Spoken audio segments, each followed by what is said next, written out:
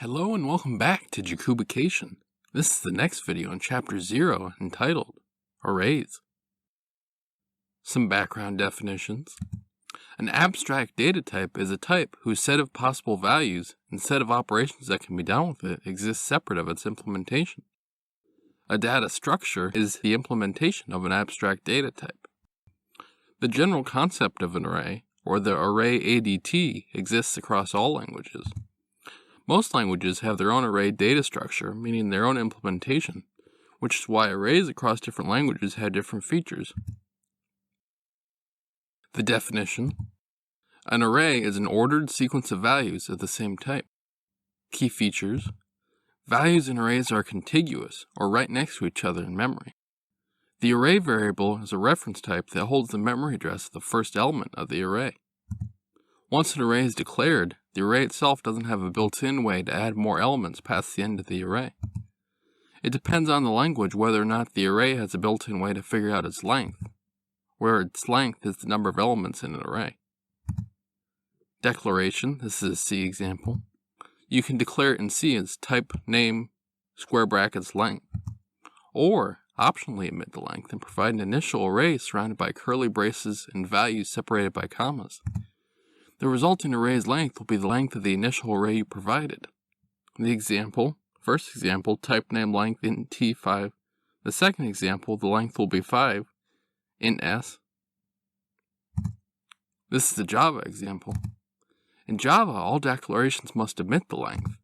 The initial array still works like it does in C and makes its length your array's length. To mimic C's type name bracket length, you now have to do type name brackets equals new type brackets length. Java also offers a different, in my opinion, cleaner way to declare an array. Type bracket name equals new type bracket length. The type in square brackets being closer looks cleaner to me. And down below you can see all of these. The type name equals brackets equals new type brackets length, the initial array, and the cleaner Java version. Access. You can access any value in an array at any given time, meaning you don't have to see the first and second values before you see the third value. This is called random access. Why? Shouldn't it be arbitrary access, because it's not like you access a random spot in the array every time? Basically, it's called random because values can be found regardless of the order you want to retrieve them in. Arbitrary access is probably a better way to think about it, because you can access values very fast regardless of where they are in the array. Access, the zero reason. To access some value in an array, you do name, square brackets, numeric value less than the length of the array. The number to access the first value in an array is 0. Why? Array access is so fast because all you're doing is a math calculation with addition and multiplication. The formula: desired value's address equals start of array's address plus size of an individual value in an array times value slot number. Slot number can also be called index. Accessing a certain value and a certain index is called indexing. So if you want to access the first value, you want to add 0 to the start of the array's address. To make a multiplication result in 0, one or both values have to be 0. The size of an individual value in an array being 0 would be nonsensical, as it would be an array of no size, meaning the array itself wouldn't even exist. Therefore, the slot number or index of the first value would have to be 0, as that's the only other way you could add 0 to the start of an array's address. Out-of-bounds access. Out-of-bounds access is when you try to access an element before the first element or after the last element. Some languages, like C and C++, just expect you to know not to do this, and it won't stop your code if you do this. Accessing arrays out of bounds in these languages is defined to be undefined behavior, meaning the language gives you no guarantee what will happen if you do this. Other languages, like Java, stop your code as it's running if you do this. This is an example that sums up numbers. Y, I, j, and k for variables to increment in the for loop. As the variable won't exist outside of the for loop, you don't have to give it a meaningful name. And there's a long history in mathematics of using I, j, and k as matrix indices, which eventually the developers of Fortran took up and the rest of the languages took their cue from Fortran. In this example on the right, you're declaring the array 1, 2, 3, 4, 5.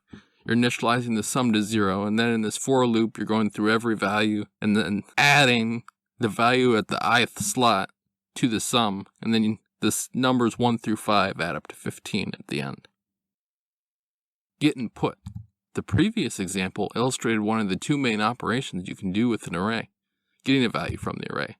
Sum plus equals s sub I gets the value from slot I and adds it to the sum. The other main operation is putting a new value in the array. S sub 0 equals 5 puts 5 in the first position in the array. Higher dimensional arrays. Arrays are frequently used in their one-dimensional state. They can be as many dimensions as you want. For some array of dimension n, it can be thought of as an array of arrays of arrays of arrays of ... with a repetition of that statement being as much as n. Much more than two-dimensional arrays is hardly ever needed. 2D arrays can be thought of like a grid or matrix. 2D array.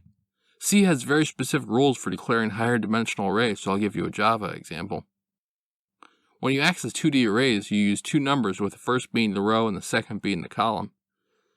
So on the right here is a visualization of the array R, and the little arrow is showing you which one is I and which one is J. So when you're going through the double loops, you're accessing row 0 of I, and then column 0, column 1, column 2 of J.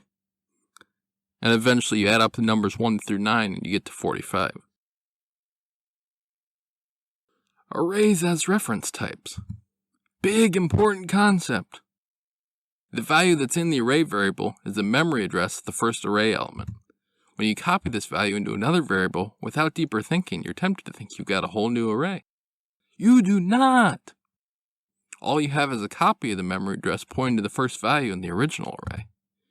If you change a value in the second array, both arrays are changed the very same. In this example down here, you make an initial array 1, 2, 3. You copy that array into a new array variable. You change the second element to 12 in the new array. And now both of the arrays, their second value is 12. Because you just gave yourself a new arrow to the start of the first array. You didn't make a new array.